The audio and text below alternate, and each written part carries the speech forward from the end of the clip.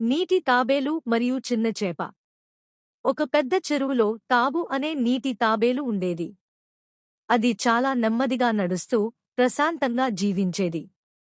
అదే చెరువులో ఒక చిట్టి చేప కూడా ఉండేది. ఆమె పేరు మినుగురు. మినుగురు చాలా వేగంగా ఈదుతూ తాబుతో ఆట పట్టించేది. తాబు, నువ్వెంత నెమ్మదిగా ఉన్నావు!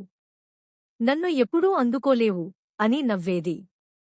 తాబు మాత్రం నవ్వుతూ, పరవాలేదు చిన్న చేప. ప్రతి ఒక్కరిదీ తమ తమ వేగం అని చెప్పేది. ఒకరోజు చెరువులో పెద్ద గాలి వచ్చింది. నీరు బలంగా కదలడంతో మినుగురు చిన్న గుండ్రటి రాయల మధ్య ఇరుక్కుంది. బయటకు రావడం కాదు. మినుగురు భయంతో అంది. తాబు, నాకు సహాయం చెయ్యి. తాబు వెంటనే నెమ్మదిగా అక్కడికి చేరి తన బలమైన చెంపతో రాళ్లను పక్కకు జరిపింది. మినుగురు బయటపడింది. మినుగురు సిగ్గుగా అంది. ధన్యవాదాలు తాబూ. నేను నిన్ను చిన్న చూపు చూశాను. తాబు చిరునవ్వుతో అంది.